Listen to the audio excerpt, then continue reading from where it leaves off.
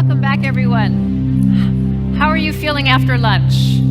Good, I hope. Yes, ready to go. Well, we have such a packed program, rather, for you that we're glad that you all came back to join us right on time. I do have to say that we have the news that Rem Koolhaas, who we had planned to have us join here for this conference, unfortunately could not join us due to pandemic-related reasons. So unfortunately, we couldn't bring you that presentation from Rem, but we're hoping that he might be able to join us in the future for our next discussions in Q Berlin. Now we're going to look at, in this block, the topic of global cohesion and solidarity, how we foster and forge more cohesion and solidarity. And one of the topics that we've discussed is migration. We have these mass patterns of migration happening all over the world, within countries and, of course, beyond borders. And that is having a significant impact on demographics as well. And that is something that our next speaker is going to talk to us about. He's the founder and managing partner of Future Map. He's a best-selling author and a specialist on geopolitics and globalization. Please welcome Parag Khanna to the stage.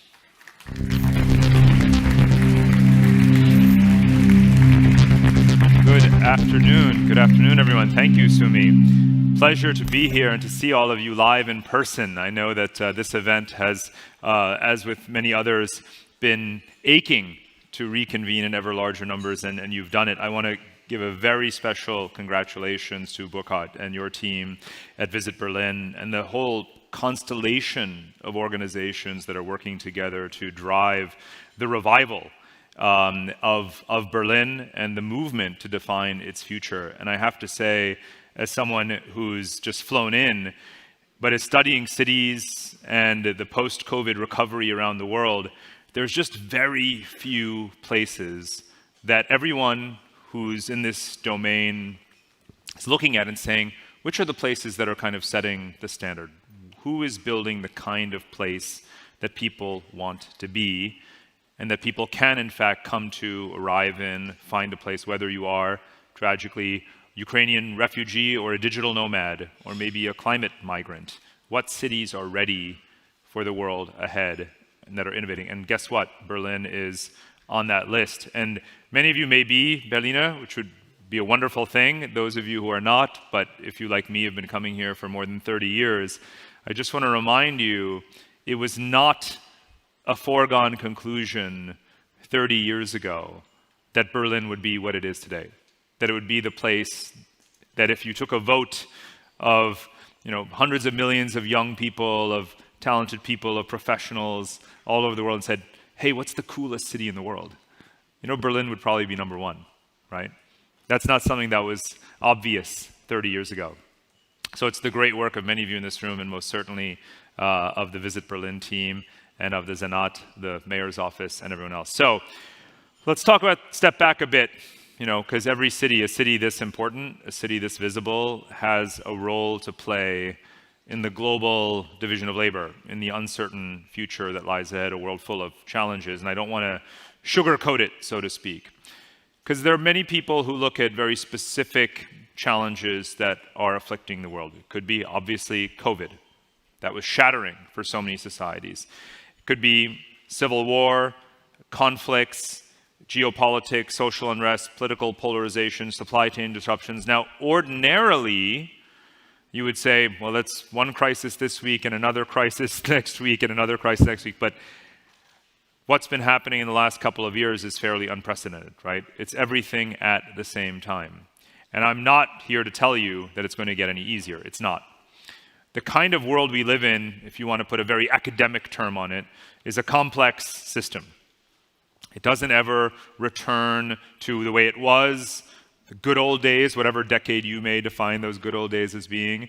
That's not the way it works with climate change. It's not the way it works even with politics. Things keep on moving in chaotic new directions, and these forces, these challenges, collide with each other, right? COVID and geopolitics simultaneously, in border closures, which has an impact on food prices, and that leads to political instability in many parts of the world. And on and on and on and on it goes, which leads to refugee flows, obviously. All those things are connected. They're not just separate news items. So the hardest thing to do intellectually is to try and have the foresight to say, well, what comes next as all of these forces collide? Or, since you actually cannot do that, Even with all the supercomputing in the world, we can't quite figure out exactly what's going to happen next. Can we prepare for anything, prepare for everything? And that ultimately is a challenge that cities have to do, not just federal governments. We can't just wait. This is no longer a world where city leaders wait for federal governments to tell them what to do, to give them the off-the-shelf solution. The solution comes from the cities that are responding to those challenges, and then those lessons spread from cities to other cities. So just to summarize where we are in terms of this global complexity, right? It's a world where we've never had such wide demographic imbalances. That means the gap between old and young. That's right here in this country, it's all across the Western world, and it's globally, where the Northern Hemisphere is aging, the Southern Hemisphere is young.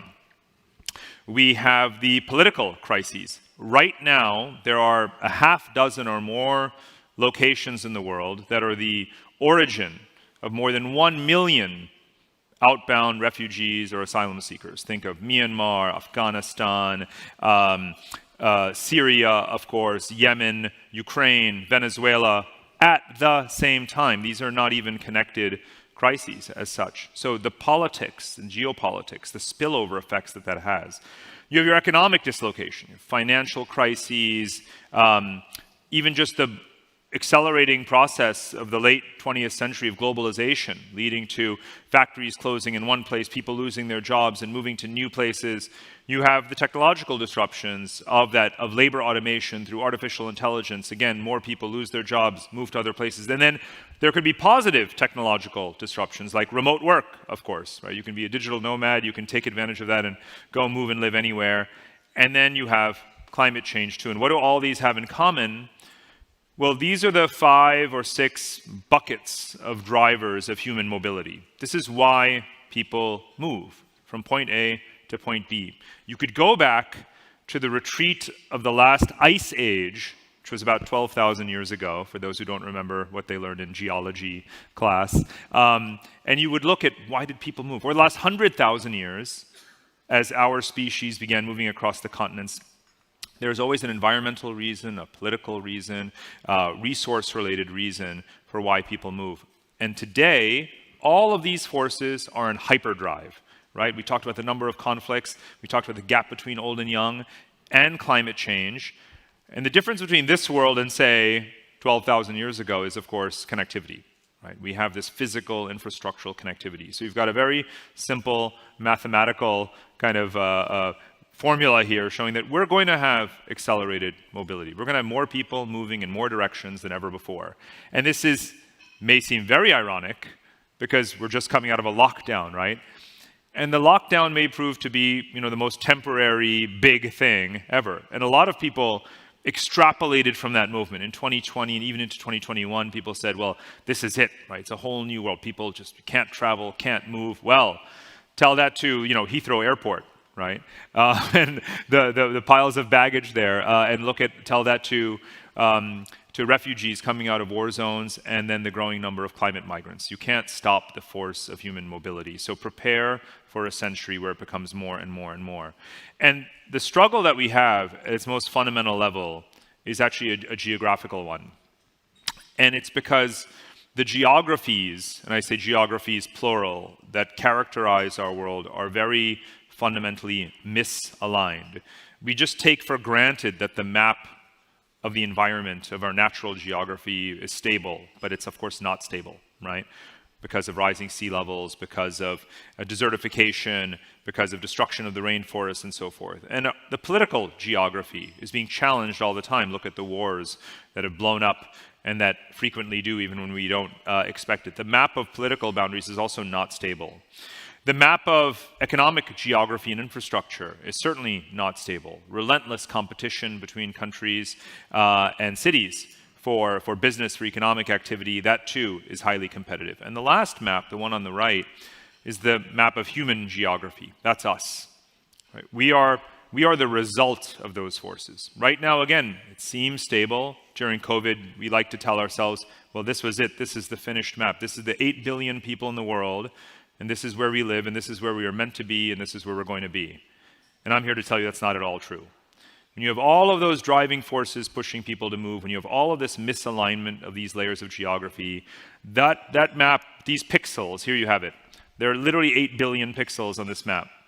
And the United Nations announced on Population Day just a couple of months ago that they're marking November 15th, so exactly 2 months from now is the day when they will declare that the world population has 8 billion people. So I jumped the gun, I put 8 billion pixels on this map. And this is where we are now. This is going to change. Now let's zoom in on one very obvious and major significant reason why, and it's climate change. So what did I just show you in the last 5 seconds? This is called the suitability index. Right? The suitability index looks at the change in the capacity, if you will, of a place to support human life based upon these relative pre-existing conditions. Now, a place that's red, it doesn't mean that you cannot physically live there, but it certainly becomes less and less comfortable.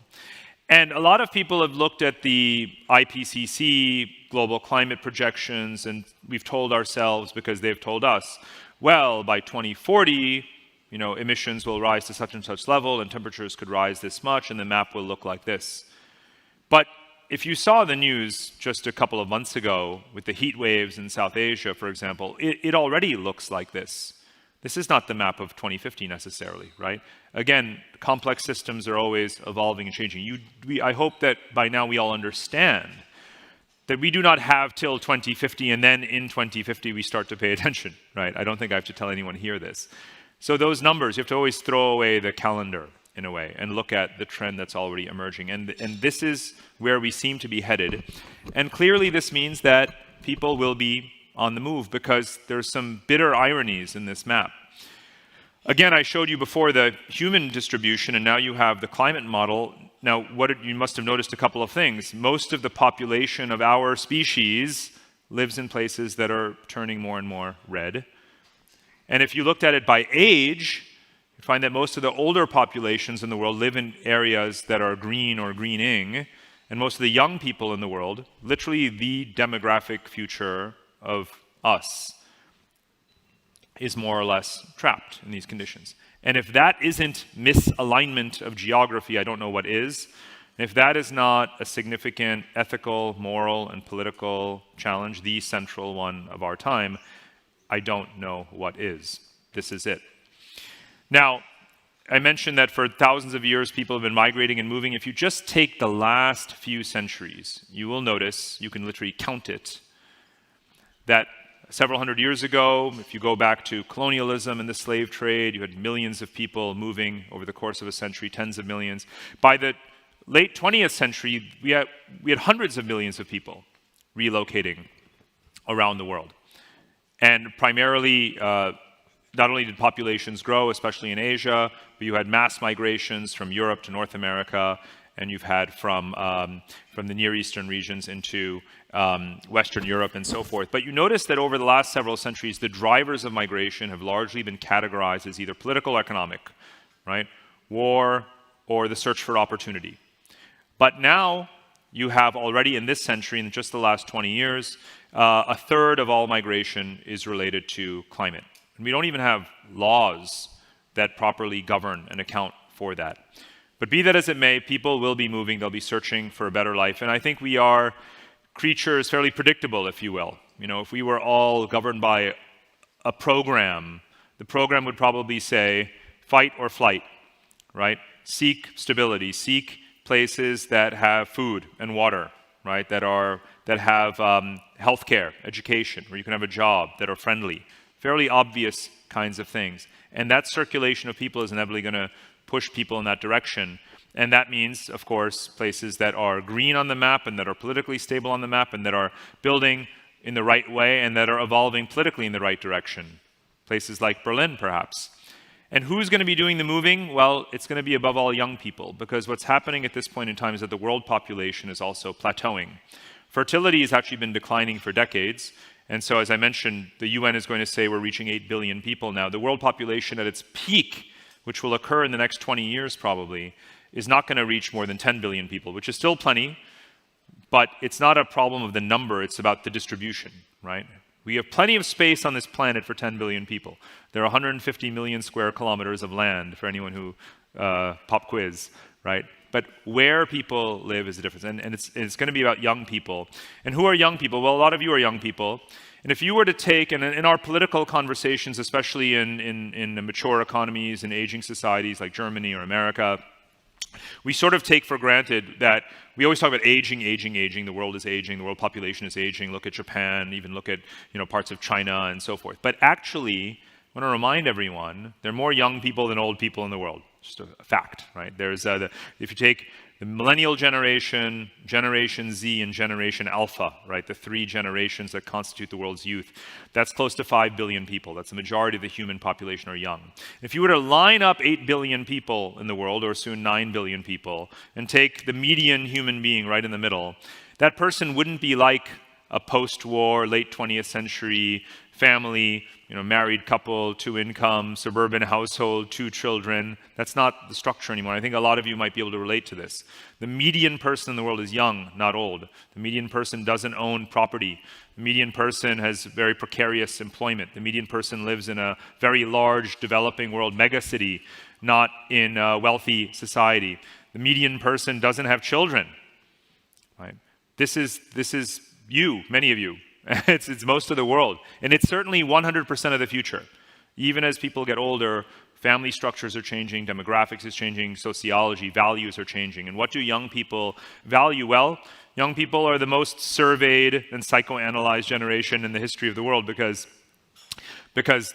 tech companies read all of your Facebook posts and all of your Instagram feeds. And what they say is that young people actually have values that I hope all of us identify with, right? Connectivity is a human right. Sustainability is a human right. Mobility is a human right. And I think we should be redesigning our institutions, our infrastructure, our political systems, our business models around these values that I think young people intuitively share, and they have a lot to teach the world about how to design our systems. So I put youth at the center of my work. And when thinking about the future of human geography, building a better world and finding the ideal locations to optimize the talents and potential of youth should be every single person's #1 priority. And that means rather than thinking about a world that's governed by xenophobia and populism and walls and borders, we should be thinking a lot more about recirculating people based upon their skills or humanitarian reasons and reconstituting society accordingly. And I think we can do this. Just a reminder, in the big grand scheme of things. If we look back at the last couple of 100 years, well, we can give ourselves a scorecard. We're really bad at maintaining global peace. Really bad. We're really, really bad at taking care of the planet, aren't we? Can I tell you one thing that we're unbelievably good at? It's absorbing the movement of people. Despite all the borders in the world, 200 countries, more countries than have ever existed, more borders, more checkpoints than ever before, and yet hundreds of millions of people, 1 billion people this century will inevitably move. And we are very, very good at it. So don't let any politician or leader say, oh, hold on, this is just a cultural, conundrum. How will we ever do this? This is exactly what Western societies in particular have done so well for 200, 300 years, is absorb the movement of people. And the winners are those that do the best, that absorb the most people and do the best job of integrating them and creating an ever-evolving culture and civilization out of them. So, Angela Merkel famously said, "Wir schaffen's," and I would say that's what needs to be thought of on a global scale. So my final message is also a call to action, which is that you want to be part of the solution, right? Everyone does. And I would say that the solutions fit into 2 buckets, 2 simple things that can be articulated in layman's terms. If you're doing one of these 2 things, you're part of the solution. You are either moving people to where the resources are, right? You are helping people move to stable locations, politically or ecologically, or you're moving technologies to people, to where they need them if they can't move themselves. And that could be solar energy, it could be water desalination, it could be drought-resistant seeds, whatever the case may be. Ask yourself every day, are you either helping move people to resources or technologies to people. And if you do that, if you're part of that, then you're on the right side of history, and you are officially what it means, I think, to be a Berliner in the 21st century. Thank you.